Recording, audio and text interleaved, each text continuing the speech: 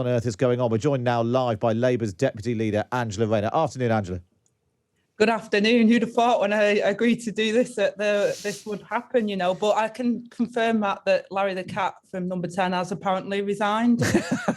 Breaking news. I'm sure Michael Ellis will be more than willing to replace the cat.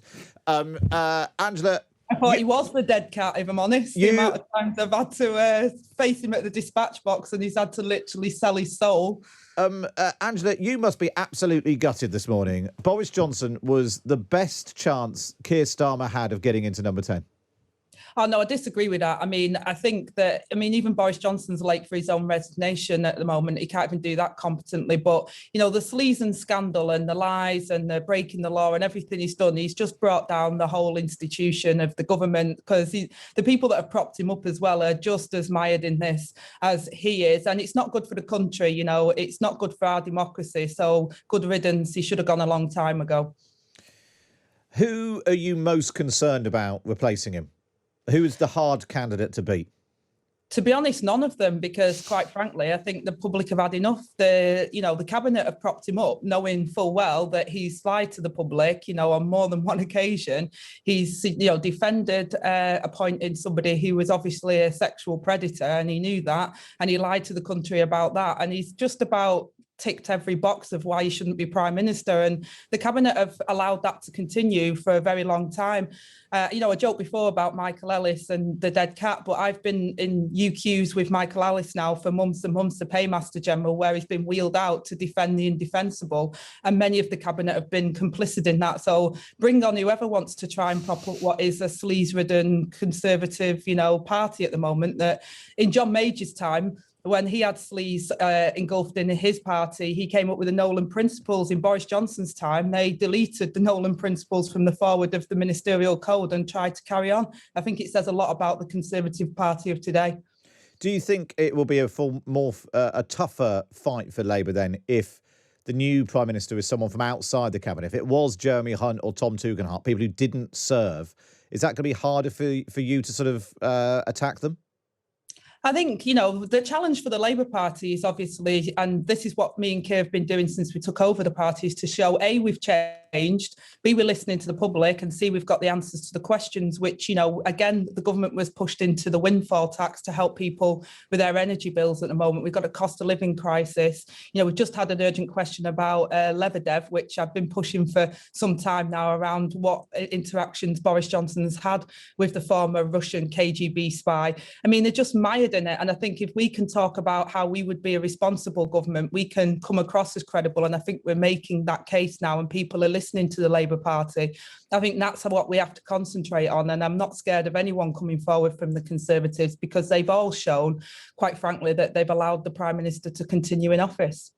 Now, one of the criticisms of the Labour Party, we've reported a lot about it on this show, has been that there's lacked a big idea, a slogan that could capture the mood. And then the other day, when you were standing in for Keir Starmer at PMQs, you came up with what appears to be the slogan of the moment. Let's take a listen.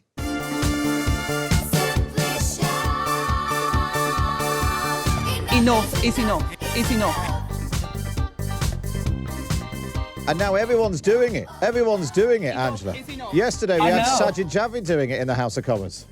Exactly. I think there's been a lot to question the truth and integrity of what we've all been told. And at some point, we have to conclude that enough is enough. I believe that point is now. The Labour Party have been popping out these things. You've rescued the Labour Party from not having a proper slogan. Well, I just think I've always been known for my plain speaking, and I think the whole nation is screaming enough is enough. I think, Donna Summer might end up in the charts again. We've had we've had Kate back, haven't we? So maybe we'll get Donna Summer as well. But in all seriousness, I think, it was just to that point, and many ministers have said the same now, and I think the general public coined the phrase enough is enough, actually, and I've just plagiarised the feeling of the nation. Last couple of questions. Have you heard from Durham Police? I haven't. No, I don't know. All this mad speculation that's on social media.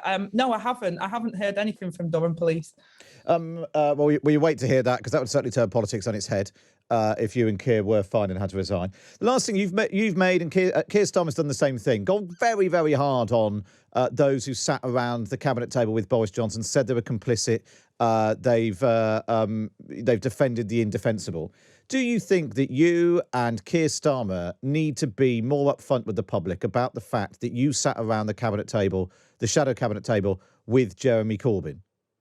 Well, I take no lectures from the Conservatives about them saying that Jeremy Corbyn was going to be a risk to national security, when I've literally just come away from Yvette doing a very poignant UQ after Boris Johnson admitted that he'd met the former KGB Russian spy. No, let's not get bogged down in that.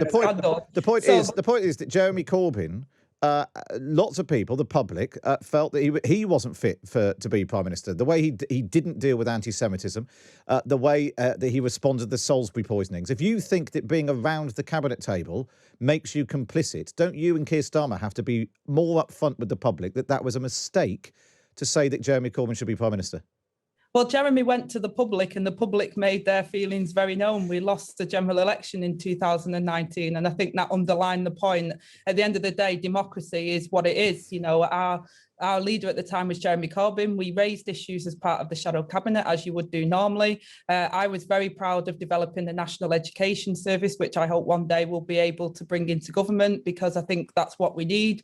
But, we were told that Jeremy Corbyn was a national security risk, when we've got Boris Johnson, who is literally megalomaniac national security risk. So I take no lectures from the Conservatives on that. But me and Keir Starmer have changed the Labour Party. We're very clear on that. We've stamped out anti-Semitism and continue to do that, and all forms of discrimination and racism. And we're actually a government in waiting now. And I think the public can see that and can see the changes that we've made. And therefore, hopefully, the general public will give us a chance, because quite frankly, the bar that Boris Johnson and the Conservatives have set is extremely low, and Britain deserves better. Angela Rayner, really good to speak to you. I know it's a busy day. We'll get you back properly and do a nice big long chat when politics has calmed down a bit in